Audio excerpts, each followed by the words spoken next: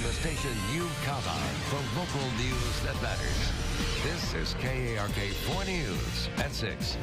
Today, the government shutdown lumbers into week 2. But first, we go to a deadly double shooting that takes the lives of 2 brothers, leaving a family asking why. Good evening, and thanks for joining us. I'm Ashley Katz. Hello, good evening, everybody. I'm Bob Clausen. It's good to have you along. Detectives and prosecutors in Saline County not revealing a whole lot about what led up to the shooting deaths of 2 men on Sunday, but neighbors telling KARK-TV's David Goings, a suspect charged in this case, made it known he did not want anyone trespassing on his property, David. That is right, Bob, but it's still unclear if that disdain for trespassing led to the deaths of those 2 men. What we do know, 67-year-old C.D. Spann sits in the Saline County Jail tonight, facing 2 counts of first-degree murder. He made his first appearance via video arraignment today. Detectives say they arrived to this area off Hogue Road in Sardis late Sunday afternoon and found 49-year-old Donald Williams and his 46-year-old brother Michael shot to death. According to neighbors, the 2 had been riding ATVs on property near Spann's. Unclear if they were on his property or not, but neighbor Leah Smith telling KARK tonight it shouldn't matter. I was in shock. I just absolutely couldn't believe it. I mean, now these 2 families are... It's just hideous how the neighbor took the law into his own hands. And reaction also coming in from where the 2 men worked for more than 15 years. Sherman Smith at Pulaski County Public Works saying Donnie and Michael were great employees in our road and bridge department. They were always laughing and smiling. I wish I had a whole warehouse of guys like those 2. Now, as far as Spann is concerned, he is due back in court on November 19th. Back to you. David, thanks. And back to money matters now, and back to the government shutdown. There is some light at the end of the tunnel for some Arkansans. 533 state employees remain on furlough at this hour. But on Saturday, the Pentagon used a legal loophole to bring back most of the Department of Defense workers. So that means 350 employees at the Little Rock Air Force Base punching the time card again, and 738 National Guardsmen are back at work today. And while a large chunk of National Guard back to work, not everything is back to normal. In a statement released today, Arkansas Major Matt Sneed saying, quote, "We are not back to business as normal. We have limited ability to purchase fuel, supplies, parts, and utilities. Although we are relieved to have many of our employees back on the job, they're extremely limited on what they can do. This impacts both readiness and morale." Major Sneed reiterates that Arkansas Guardsmen are always ready to respond in an emergency, but says the longer the shutdown lasts, the more delayed the Guards' response may be. And week 2 into the government shutdown, and Head Start centers all across the country are wondering how they can make it without money. Funding for meals is provided by the Department of Agriculture, a department included in the shutdown. KARK-4's Dustin Barnes explains what one Head Start agency is doing to keep kids' stomachs full. Chicken strips for lunch. A favorite of 3- and 4-year-olds at the Garden Street Head Start in Garland County. But school leaders say this time of day is in jeopardy as long as there's gridlock in Washington. I have a great sense of empathy for the youngsters and families that we serve. Leon Massey heads the Community Services Office, the federally funded agency that runs 4 Head Start units in Garland County.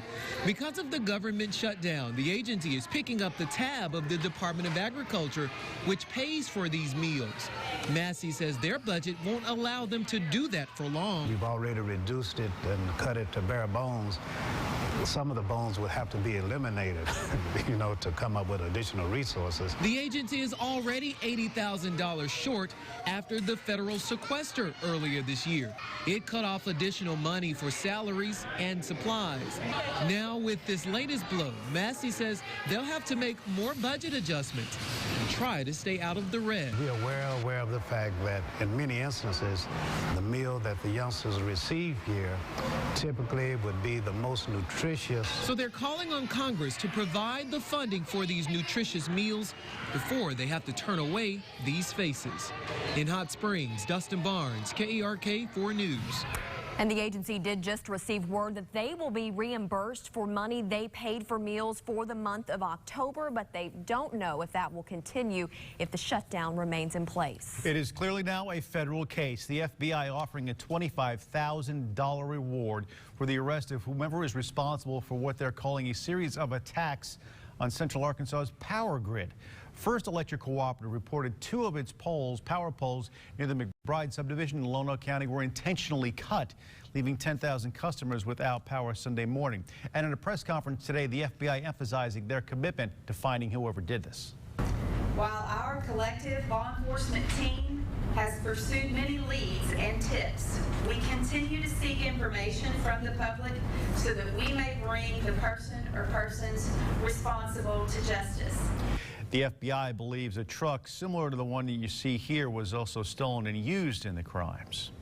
And broken down and dismantled. Exxon now tearing into 2 homes in that Mayflower subdivision. It was flooded with oil after a pipe burst just over 6 months ago. Take a look at the destruction now. Exxon tore down those homes this morning, and they're looking to buy a 3rd home after oil from that spill flooded the foundations.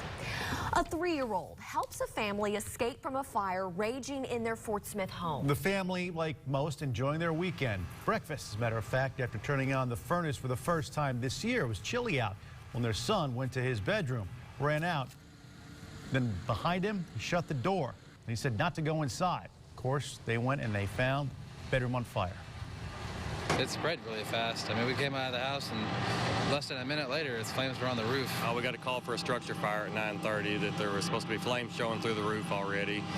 When the first-in unit arrived on scene, he did say that he had flames coming up out of the roof, and it supposedly looked like it started in one of the bedrooms. Even though the house is a total loss, Ian Taylor says he's just glad his family made it out okay. As for what caused the fire, officials say that is still under investigation. Walmart buying up toys made in America. Walmart plans to invest in a Rogers-based Redmond and Associates. Its officials say the toy plant, it's actually not a toy plant, it's a plant that makes toys, will create 74 positions with an average pay of $18 an hour, as well as make toys featuring Disney princesses, Spider-Man, and Disney classics. Walmart says it's part of their plan to buy $50 billion worth of American-made goods over the next 10 years. Turning now to health matters. The fight against the flu starting a bit early at a Little Rock Elementary School. Officials with the Little Rock School District rolling up their sleeves and also getting the mist there, as you see. They're getting their flu shots at Booker Elementary. It is the first in a series of flu shot clinics that will be rolling throughout the fall season. We're hoping that parents will come and get vaccinated with their children, but it's not required. The vaccine is free of charge if you don't have insurance, and this year they're offering that flu mist you see here as well as the traditional shot. And if you'd like a list of all of the school flu clinics happening, just visit our website, arkansasmatters.com. Central Arkansas now has a new dog to help investigators solve arson cases. The announcement made at the state capitol today, and there he is, the 2-year-old named Beth. Actually, there she is, the new member of the Malvern Fire Department. But she will help fire investigators across the state. Labrador Retriever is an accelerant detection dog. Beth is a gift from State Farm Insurance. Thank you. Very cute, too. Plugging up and also plugging in how some gently used computers are helping kids close the digital divide.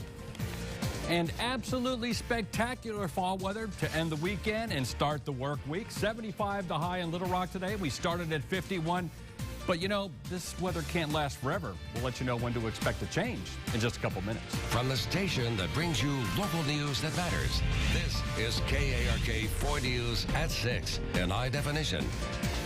With Bob Clausen, Ashley Katz, Chief Meteorologist Keith Monahan, and Aaron Peters with your Razorback Nation report.